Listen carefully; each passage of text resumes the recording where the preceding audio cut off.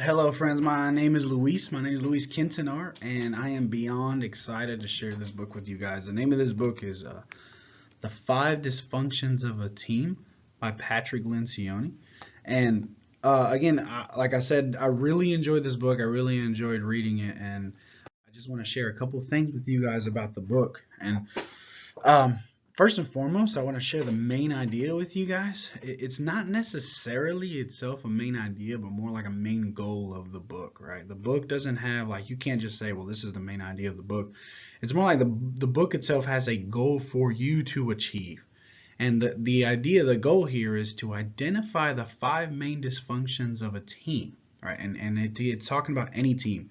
It could be a work team, it could be a ministry team, sports team, it could be just something as simple as a school project team. And again, to identify the five main dysfunctions of a team and how to address them appropriately. Now, the book itself, it's not super big of a book, but it does have a really long story at the beginning of the book. And the story can have some potential negative effects on the reader that picks it up.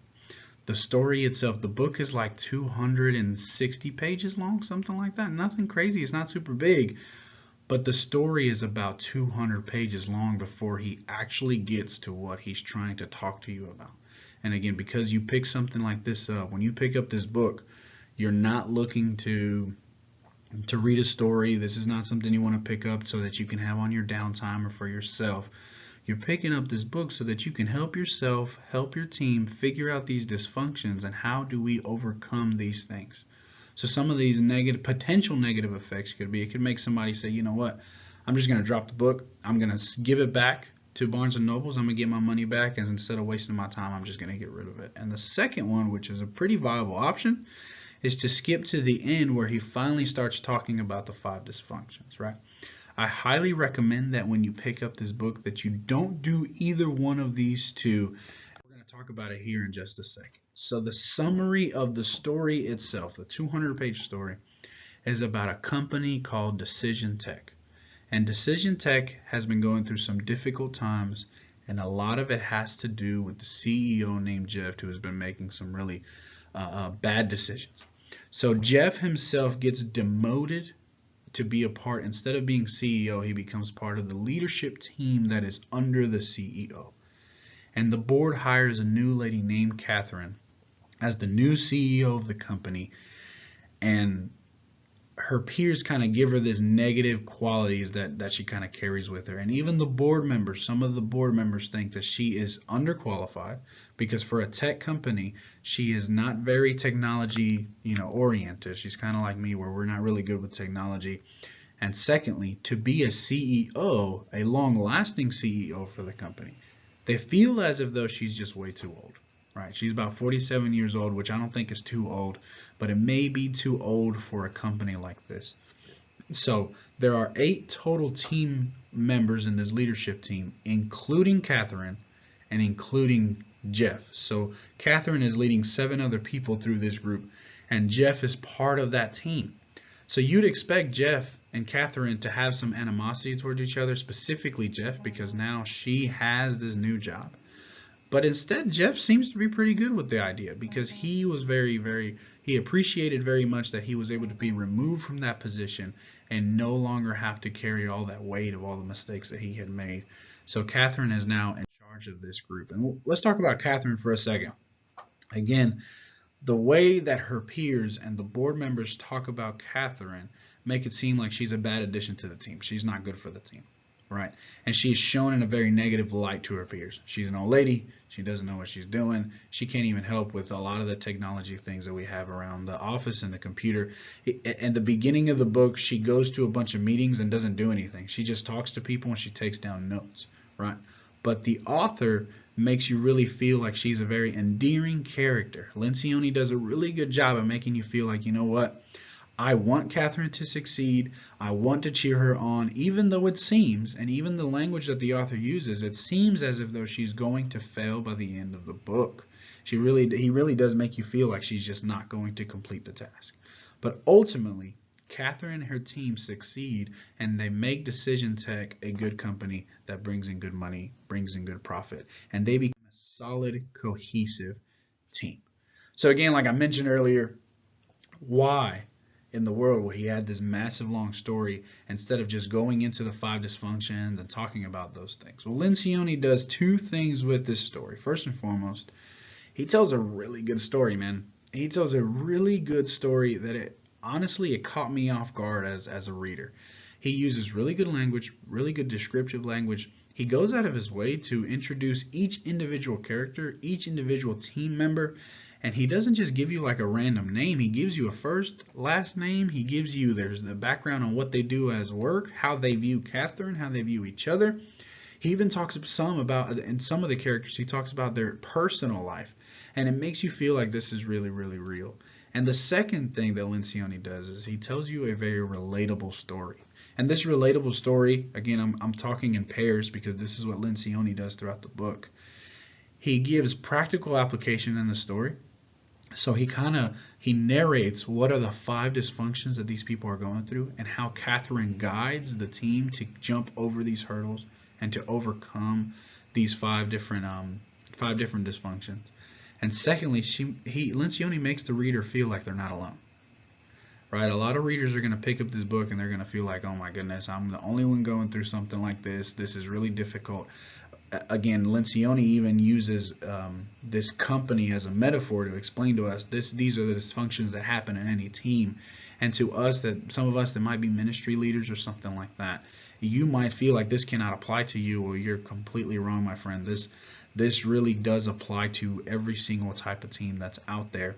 And Lencioni uses great verbiage, and he uses a lot of inclusive language that makes you understand, like, hey, you're not the only one going through what you're going through. So finally, after we read 200 plus pages of this story, Lencioni goes into the five dysfunctions of a team, right? And here, this is a list of five dysfunctions really quickly. Is the absence of trust, fear of conflict, lack of commitment, avoidance of accountability, and the inattention to results. And he uses this model that is shaped like a pyramid where you start at the bottom and you start working your way up. You start working your way up. I don't know if any of you guys are familiar with Maslow's hierarchy of needs, but it works exactly the same. And I think that when Lencioni put this together, he pulled from Maslow, right?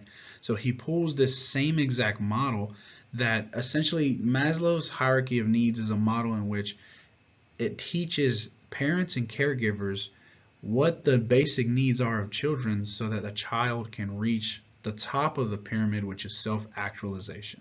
So how can a parent start at the bottom and create a nice firm foundation and begin to work their way up? And Lencioni does the same thing with all five of these dysfunctions. He starts at the bottom with absence of trust, which is basically the foundation, and he begins to work his way up the pyramid. So you and I are actually going to do that today. We're going to work our way up the pyramid. And the five dysfunctions, the first one, like I mentioned before, is the absence of trust. And he describes trust as the confidence among team members that their peers' intentions are good and that there's no reason to be protective or careful around the group, right? So he kind of walks with us and he tries to say, listen, what happens is you need to learn to be vulnerable. And there's some things that come with vulnerability, right? You need to learn to be able to say, these are my weaknesses. This is what I'm struggling with, but this is what I'm good at too. So that the people around you and your team can say it's okay if you have that weakness because that's my strong suit and I can come alongside you and we can work together, right? And he says that if you are vulnerable, the team can focus their energy and attention completely on the job at hand rather than being strategically disingenuous or political with one another. We have a tendency to try to come across as stronger than we are, and that will make us look like we don't have any weaknesses. And that's obviously disingenuous. So instead of sitting here and focusing so hard on trying to be like a greater person than I truly am, I can say, hey, these are truthfully my weaknesses. Can you help? The second dysfunction is the fear of conflict. Lencioni describes that there is a difference between good conflict and bad conflict. The word conflict is very similar to the word discipline, in which it has these negative connotations. When you hear the word that a child is getting disciplined, you hear that they're getting in trouble, that they're going to get spanked, or something bad is going to happen, right? But discipline can be a good thing. And conflict can be a good thing too. There are two types of conflict that he talks about. He talks about constructive conflict and destructive fighting. And we're trying to avoid the second one. There's no reason to be fighting with each other, right? And he calls the goal of constructive conflict is limited to the concepts, to sharing of concepts and ideas, and it avoids personally focused and mean-spirited attacks. So the goal here is to say, you know what? You and I can work on this together. Let's talk about the issues that we're having so that we can make ourselves a better team and better people. The third dysfunction is lack of commitment. And Lencioni says that the lack of commitment comes from two things. First and foremost, clarity, and two, which is kind of like a build-up foundation on clarity, is buy-in, right? If people don't know why they're doing what they're doing, they cannot be bought into the mission or the vision of your job, of your school project, or of your ministry. If they have no idea why it is that we're doing what we're doing, then what's the point? They're not going to be bought in, right? And that's what Lencioni really kind of, he doesn't talk about it too long, but he wants to say, hey, you as a team leader need to be able to teach everyone under you and clarify to them why it is that we're doing what we're doing. What is the point? So that those people can then be bought in. The fourth one is avoidance of accountability. This is one of the things he says in there. It says accountability is the willingness of team members to call their peers on performance or behaviors that might hurt the team. Accountability typically goes hand in hand, at least in our mind and as society, it goes hand in hand with power. The only one who can hold people accountable is my boss, right? And that's what people say. My boss is the only one that can hold me accountable, but that's just not true, right? We need to learn to be able to hold each other accountable. And Lencioni tries to go alongside that and say, listen, I know that sometimes we're afraid to hold people accountable because we don't want to hurt their feelings. And in a team that has worked on the bottom three, trust, conflict, and commitment, if we've worked on that, our team is pretty tight-knit. Especially if you're in a ministry setting, these people are people you go to church with, you work with, you see every day, you do life together. So you don't want to hurt their feelings by holding them accountable, and you don't want to ruin a relationship that you have. But Lencioni says that ironically, it will do the opposite if you avoid accountability. The point is to grow as a team and to make each other better. And finally, the fifth dysfunction is inattention to results, right? So he describes this as a tendency of members to care about something other than the collective goals of the group. Again, I can't talk much on this one because Lencioni doesn't talk a whole lot about this one. But what Lencioni wants people to understand is that there is a difference. There's a difference between the results that the company as a whole or the church as a whole want and the results that the team are looking for. Right? Now, the results that the team are looking for will help benefit the results of the company as a whole. But the whole entire point is to say, hey, if we are working in a sales company, then the main goal is sales, right? But what about us as a team? What is our goal? How can we propel those sales forward and make money together? And as a team, I think that one of the best things, and Lencioni kind of talks about this some, one of the best goals you can set yourself up as a team is to do and work on these 5 different dysfunctions and try to overcome them together. Finally, guys, at the end of every single dysfunction, and I wasn't able to talk about all this because of time, the book was massive. I felt like the book had a lot of content. So at the end of every dysfunction, he does 2 things for us. Again, Lencioni just spoke in pairs the entire time. He shares comparison charts where he says, listen, a team that is lacking in trust, this is what they look like. And a team that is always trusting each other, this is what it looks like. And then he gives very specific suggestions for overcoming each dysfunction. And I encourage every single person that is watching this to go read this book. This is so helpful. It's really, really good. It's been really, really good for me to read the book as a team leader, and I'm hoping that I can share all of these things with my team as well in the future. Again, thank you guys for watching. I hope that it is a blessing for you guys. God bless.